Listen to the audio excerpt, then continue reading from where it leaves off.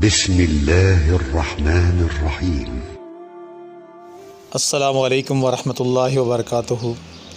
زکوٰۃ اور عشر کا مال کن لوگوں کے اوپر خرچ کیا جا سکتا ہے؟ اللہ تبارک و تعالیٰ نے سورہ توبہ کے اندر وہ 8 لوگ گنوائے ہیں جن کے اوپر زکوٰۃ اور عشر کا مال خرچ کیا جا سکتا ہے۔ اس میں سے سب سے پہلے نمبر کے اوپر فقراء ان کو کہا جاتا ہے جن کے پاس کچھ مال نہ ہو، اور یہ ان کی مالی طور پر حالت بہت بری ہوتی ہے، اور یہ لوگوں کی حالت ایسی ہوتی ہے کہ یہ لوگ کما بھی نہیں سکتے ہیں۔ ان کو فقیر کہا جاتا ہے، فقراء کہا جاتا ہے۔ دوسرے نمبر کے اوپر اللہ تبارک و تعالیٰ نے مساکین، ان لوگوں کو جن کی آمدن تھوڑی ہے، اخراجات زیادہ ہیں،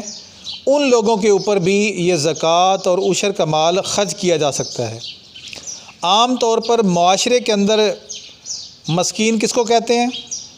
کسی سے پوچھیں، وہ کہتے ہیں جی جس کا والد مر جائے وہ یتیم ہوتا ہے، جس کی والدہ مر جائے وہ مسکین ہوتا ہے۔ ایسی بات نہیں ہے۔ مسکین اللہ تبارک و تعالیٰ اس کو کہہ رہے ہیں کہ جن کی آمدن تھوڑی ہے، اخراجات زیادہ ہیں، یہ مساکین کی فہرست کے اندر آتا ہے۔ تیسرا شخص جو اللہ تبارک و تعالیٰ نے قرآن مجید کے اندر گنوایا جس کے اوپر زکوٰۃ اور عشر کا مال خرچ کیا جا سکتا ہے، والعاملین علیہا، وہ شخص جو زکوٰۃ اور عشر جمع کرتا ہے، اس کے اوپر بھی زکوٰۃ اور عشر کا مال خرچ کیا جا سکتا ہے۔ بے شک یہ شخص خود مالدار ہی کیوں نہ ہو، لیکن امیر اس کی ضرورت کے مطابق اس کا وظیفہ لگا سکتا ہے، زکوٰۃ اور عشر میں سے اس کو حصہ دے سکتا ہے۔ چوتھا شخص اللہ تبارک و تعالیٰ نے جو گنوایا، والمؤلفات قلوبہم، وہ غریب لوگ جن کے ایمان کمزور ہیں، وہ افراد جن کی دل جوئی مقصود ہے، ان کے اوپر بھی زکوٰۃ اور عشر کا مال خرچ کیا جا سکتا ہے، جس میں سے آپ کے ہمسائے بھی ہو سکتے ہیں، اور جن کو اسلام کی طرف راغب کرنے کے لیے آپ چاہتے ہیں کہ یہ اسلام کے قریب آ جائیں، تو ان کے اوپر بھی آپ زکوٰۃ اور عشر کا مال خرچ کر سکتے ہیں۔ اور 5ویں نمبر پر اللہ تبارک و تعالیٰ نے جو مصرف بیان فرمایا زکوٰۃ اور عشر کے خرچ کرنے کا، وہ پھر رکاب، غلام کو آزاد کروانا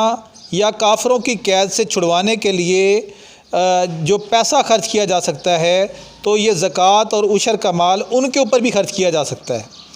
اب اس دور کے اندر تو غلام ہوتے کوئی نہیں، تو اب اگر کسی کو عدالت سے چھڑوانا ہو، اور اگر کوئی ناجائز کسی کیس کے اندر پھنس چکا ہے، قتل کے کیس کے اندر، یا کوئی بندہ اس طرح قید کے اندر ہے، تو آپ پیسہ خرچ کر کے، زکوٰۃ اور عشر کا مال خرچ کر کے اس بندے کو وہاں سے چھڑوا سکتے ہیں۔ یہ اللہ تبارک و تعالیٰ نے 5واں مصرف بیان فرمایا ہے۔ والغارمین،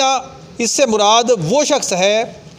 جس کا قرض اتنا چڑھ گیا ہے جو وہ قرض اتار نہیں سکتا، تو اس کو قرض اتارنے کے لیے بھی زکوٰۃ اور عشر کا مال اس کے اوپر خرچ کر سکتے ہیں۔ ہاں، کچھ لوگ ایسے ہوتے ہیں جو قرض لیتے ہیں لیکن فضولیات کے لیے لیتے ہیں، ضرورت نہیں ہے، موبائل 50,000 کا لے لیا، 1 لاکھ کا لے لیا، ضرورت نہیں ہے، اس کا گزارا ہوتا ہے، موٹر سائیکل پہ گزارا چلتا ہے، لیکن وہ گاڑی خریدتا ہے۔ اس طرح وہ اپنی ضرورت سے زیادہ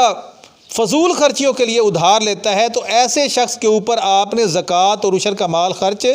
نہیں کرنا۔ ہاں، کس کے اوپر کرنا ہے؟ کسی شخص کا کاروبار میں کوئی نقصان ہو گیا، کوئی آفت آ گئی، کسی نے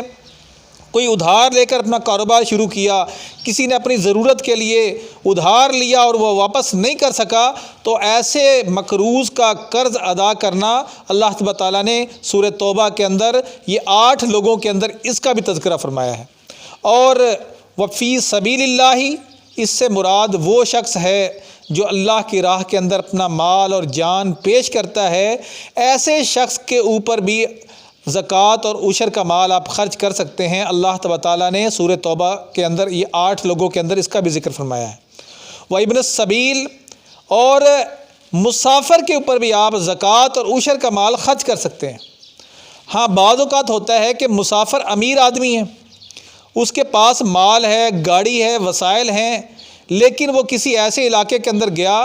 اور اس کے ساتھ کوئی ایسا حادثہ پیش آ گیا، گاڑی اس کی خراب ہو گئی، پیسے اس کے گم ہو گئے، پیسے اس کے ختم ہو گئے، بسا اوقات کوئی ایسی پریشانی کے اندر مبتلا ہو گیا،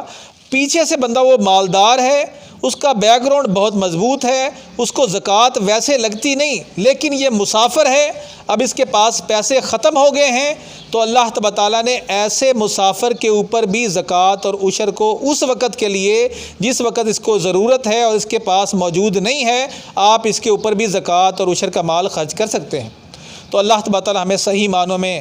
زکوٰۃ اور عشر کے مال کو خرچ کرنے کی توفیق عطا فرما دے۔ السلام علیکم ورحمۃ اللہ وبرکاتہ۔